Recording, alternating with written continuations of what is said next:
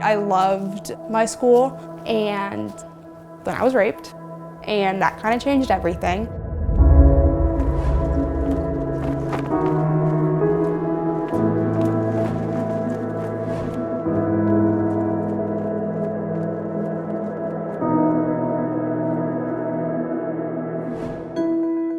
I went to a small liberal arts college that is a D1 school. My freshman year, my first class, there were 6 football players and a soccer player, and they were my best friends. The world was perfect, you know, there was nothing that could hurt me.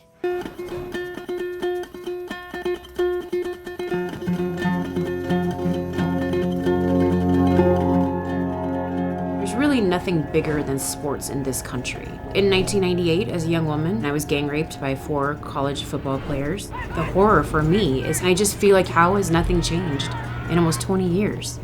The NCAA could have huge impacts on our culture for change, and you see them hesitant. That's not okay. My junior year ended. I was definitely hanging out with athletes socially, and I felt safe with them. We'd gotten back to the house.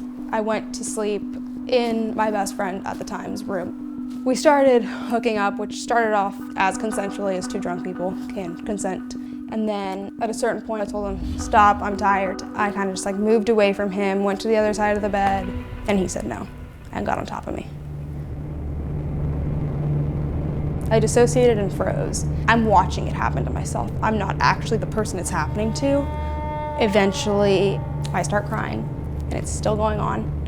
And, you know, I don't know what makes the shift happen, but suddenly, like, I'm me again.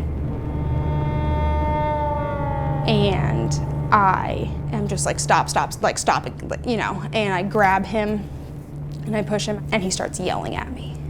He starts throwing my clothes in my face and is like, get the out of this house.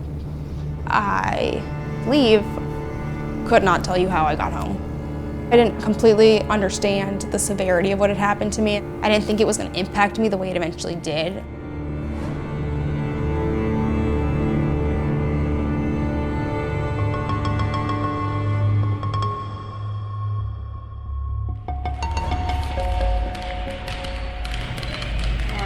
Just make sure everything's good. Just over 3 years ago, I came forward with my personal story, and since that time, I've become an activist. Hi, my name is Brenda Tracy. I'm a rape survivor, and I'm also the founder of the Set the Expectation campaign. Started sharing my story on different campuses, and Colgate heard about me and brought me onto their campus to talk about issues of sexual violence. As I was traveling the country and working with different coaches and their teams, I was recognizing that there were some coaches that were standing in front of their players and setting the expectation that certain behaviors were not okay, and then other coaches weren't having these conversations. All of our young people know exactly what kind of grades they need to get, what classes they need to go to be eligible to play sports. What if we did that with behavior? What if this young student knew, if I commit an act of sexual assault or rape, I'm not eligible to play sports? Now we have to talk about consent. Now we have to talk about healthy relationships. Now we have to talk about behavior. It breaks my heart to think that there are people who have been assaulted who never said anything because they didn't think they were going to be believed for like whatever reason that is, and it kills me. My community was horrible to me. They called me a liar. I received death threats. All this stuff happened to make me go away, and it worked.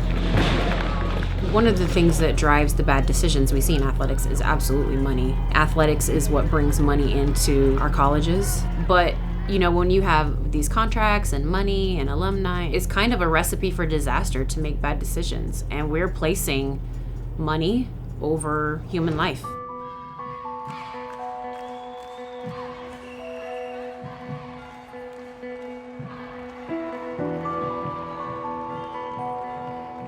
You know, after coming forward with my story in 2014, an investigation was done, and we found out that at the time, Oregon State University was trying to renovate Parker Stadium, and they needed tens of millions of dollars to do this, and they were courting the Reeser family for money, and they couldn't have a rape scandal on their hands.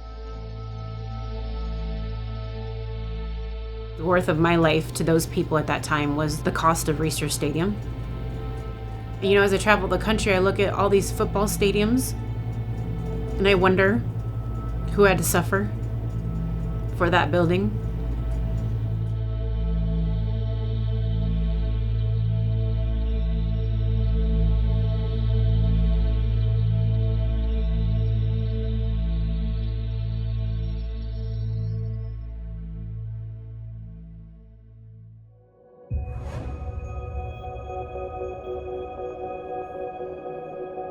Before I was raped, I'd already made the decision that I was going to law school.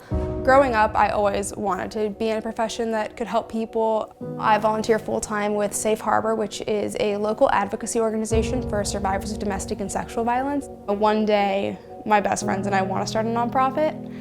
Having a girl gang of women who are so committed to empowering other women and helping other women and educating other women. And I will fight for people as hard as I've fought for myself and as hard as I wish someone would fight for me. Because there are some of you who probably know a survivor, could be a family member. The majority of sexual violence is committed by men, but it's not all of our male population doing these things, it's 10%. So 90% of our guys are good guys, and that's who I focus on, is the 90% who I think can step up and align themselves with women in this work and be the solution. Let people know you're in the 90%. It's the quickest, easiest way to let people know where you stand. The responses I get from young men are incredible. It's amazing, and for me, it feels like this is why I do the work.